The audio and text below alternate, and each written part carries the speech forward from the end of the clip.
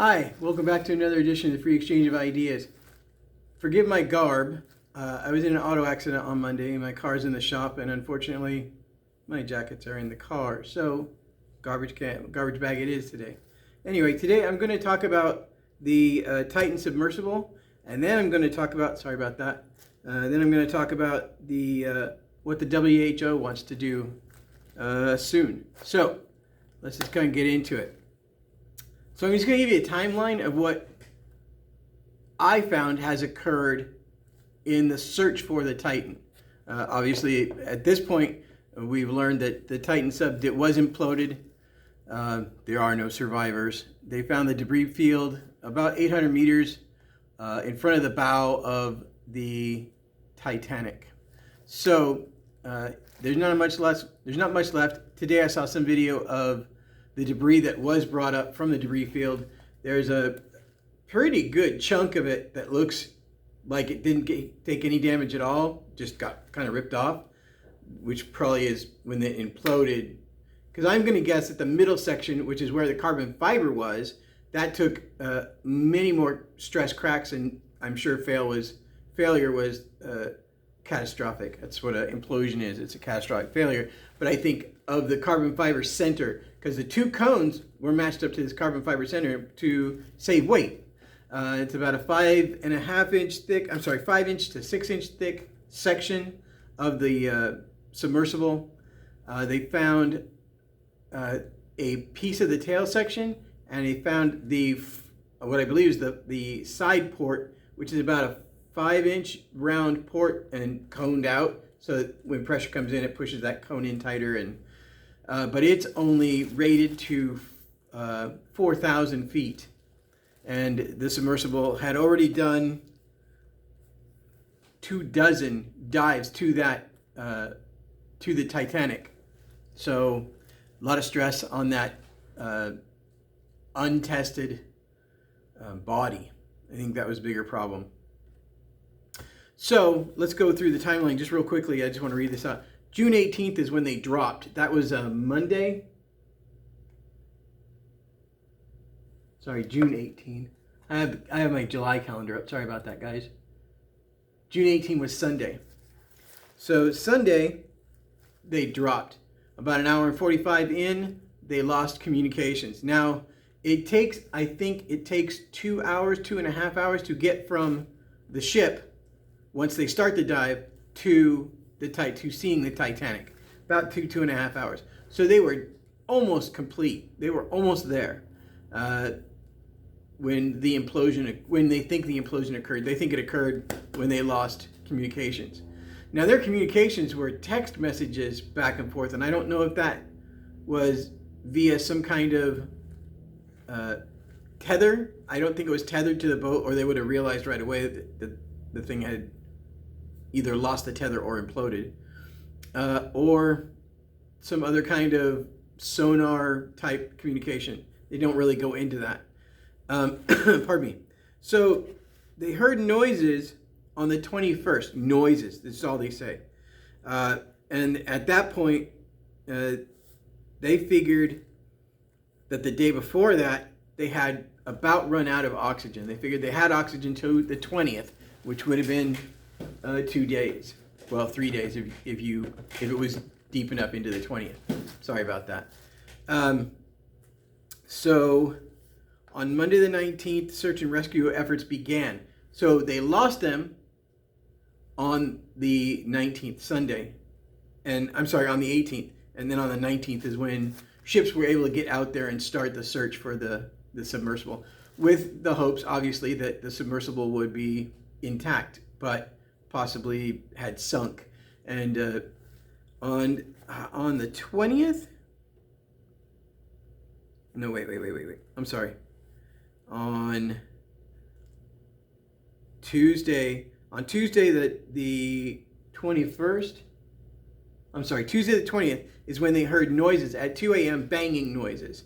And it's the international SOS for submarines. You bang on some metal on the side of the hull every 30 minutes. You bang for a couple of minutes every 30 minutes, and that helps them first, identify that you are in distress, and second, identify where you are, because every 30 minutes they're going to be searching a very large area. If they and they'll, which is what they did here. They're searching a very large area with ROVs, which are remotely controlled operating vehicles, or ocean-going vehicles. I'm not certain. They are made out of steel and titanium, and they're quite small, and their inner guts, where all the stuff is, where all the wiring and stuff is very, very small. I mean, you're not going to get a human in there. It's not designed that way. But they had found the debris field on the 22nd. ROV finds that debris field about 800 meters off of Titanic's bow, which indicated immediately that no one had survived it. I had seen it. I just saw a video yesterday or day before yesterday. I don't recall now for certain, about the about what happens in a catastrophic implosion like that. Because there's air inside of it, when it implodes, everything is moving so quickly. We're talking nanoseconds. Everything is moving so quickly that it heats up the air to around 10,000 degrees, about the surface of the sun. That's what the individual said on that video about the surface, about the temperature of the surface of the sun.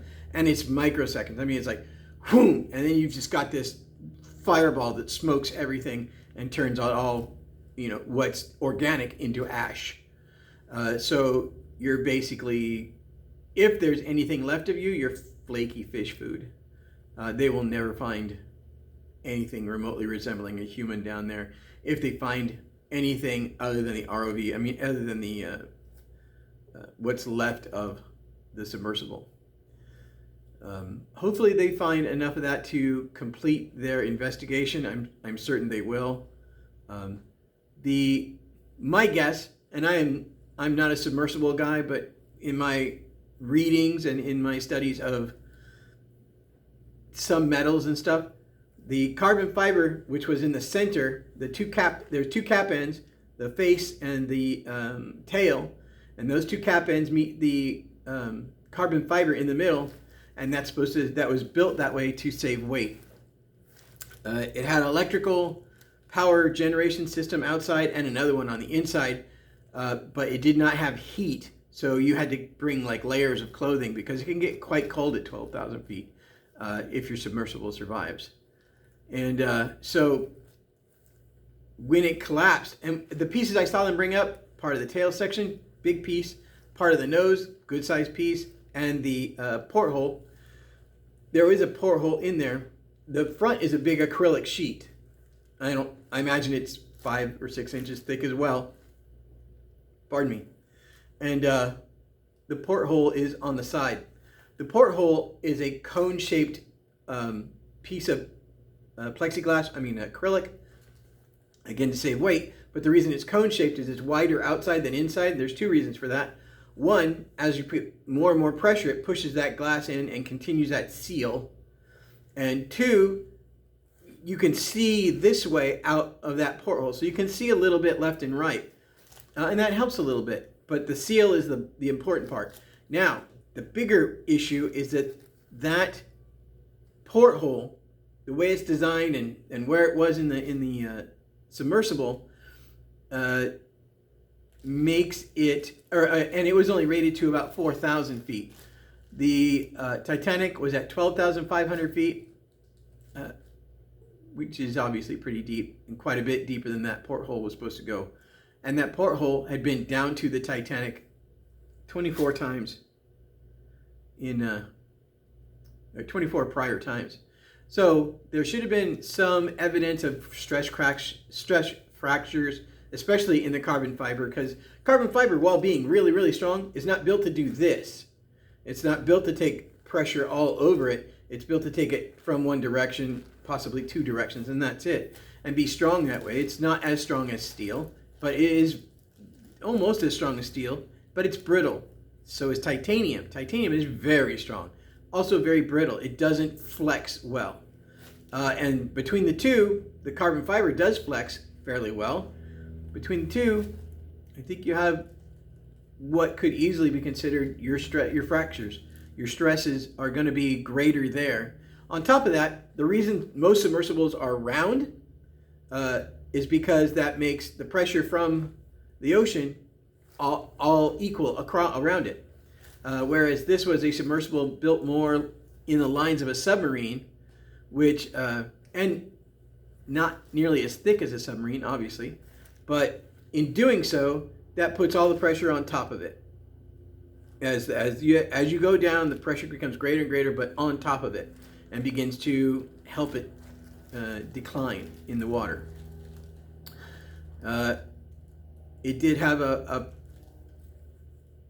4 propellers like a quadcopter, 2 in front that could move left and right, I think, and 2 in the back they were this way. The 2 in front were horizontal and could move up and down, and the 2 in back were vertical and would force the water past. They were like a boat's propeller. Not that that really matters anymore. The design is good, except for the carbon fiber. I don't know if any of you are motorheads. The Datsun 2-liter Roadster from 1969 to 1970 had a cast iron block and an aluminum head, and they heat at different rates and they flex at different rates. I could never keep a head gasket in that car. Once it gets hot, they flex at different rates, and you blow that thing out. Now you've got to replace the head and the gasket. So at any rate, same kind of thing, same principle. They flex at different rates. And it wasn't certified in any way because it was experimental, and there isn't really a certifying body so much as how you do things. This is how you do things, and everybody agrees on specific points. As long as there isn't a lot of failures like this one, most governments tend to stay hands off. Now, the funny thing for me, the weird thing I should say, is that on the 19th at 2 a.m., Tuesday the 20th at 2 a.m. is when they heard that banging. And they never heard the implosion, but evidently the ship that was the mothership for the submersible did hear that implosion. And they recorded it just out of necessity, I guess. They were just running sound equipment. They did not recognize the sound right away. The P3 Poseidons didn't get there until late the 20th, I believe, or early the 21st. It might have been earlier the 20th. Oh, I guess it was earlier the 20th, because that's when they heard those banging sounds. Now, that's, like I said earlier, that's the international sound for submariners to distress, because they don't have any communication other than the banging. Now, the nice thing about that is banging on metal carries through the water very, very far.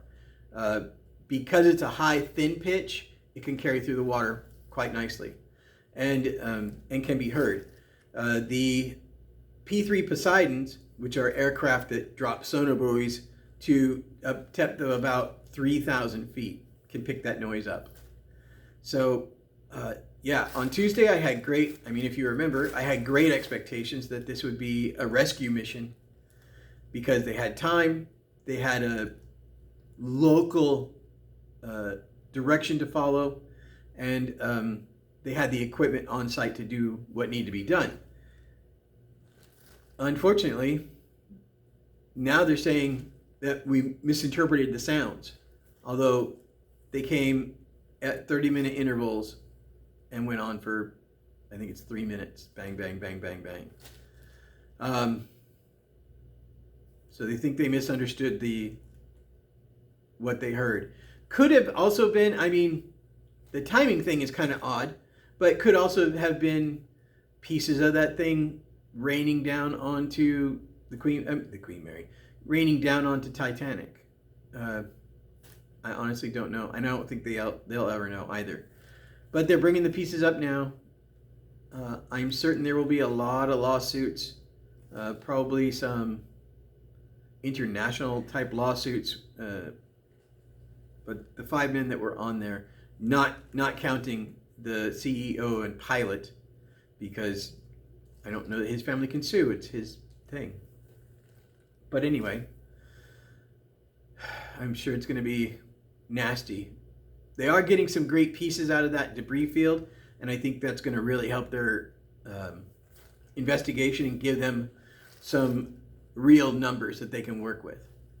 That all being said, I pray for the people that passed. I pray for their families, and hope that they can find some closure and some relief of their grief, in that this was nanoseconds to milliseconds. They never knew what happened. They had no time to panic. It was done. So I guess that's the cleanest side of that you can find. At any rate, to go on to my next thing, the WHO, World Health Organization, one of my favorite autonomous geriatric bureaucracies on the planet, wants to adopt the EU's vaccine passport. The EU created a vaccine passport for your phone. You show the TSA agent or whatever a green screen, and that says your vaccines are up to date. Or when they fail and it turns red, you can't travel. You can't travel between countries at any rate. You won't get past border checks or anything like that. Now the WHO wants to adopt that globally so that everybody has to have that. And if that happens, if they actually get what they want out of that, I don't think I'll ever be going anywhere. I mean, I'll just stay where I'm living and be happy with that. I don't have to see Paris or Stuttgart or Wales or any of those places. I guess I'll just have to live that way. I'm okay with that. All my boys are back. Anyway, so that's pretty much the end of that. I just wanted to tell you about the WHO and what's going on with that. There's a new Arcturus variant of the COVID-19, and this one is supposed to be better at hiding from immunity. It can, and it's as good at as infecting you as the Omicron was, which we all know was probably the ultimate for COVID-19 infection rates prior to no knowledge at all. So, all that being said, keep your eyes open, pay attention, and make your voices heard wherever you can. As long as Joe Biden is in office, I'm sure we'll follow the WHO's recommendations, and we'll all have to get this thing. If we get another Democrat, we may still have to follow him. I honestly don't know, but I'm waiting to find out. Anyway, y'all have a great day. I appreciate you. Hit that like and subscribe button. Share this to your friends. Leave us a comment. Tell me what you think of the WHO. Tell me what you think of the submersible. That's a big story, I think, because that company's still making things. They have more than one of those submersibles, or I think they still have more than one. They had two that I know of at the time of this accident, Titan and another. So keep this in mind as you go throughout your day.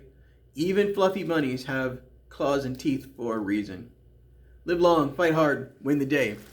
See ya!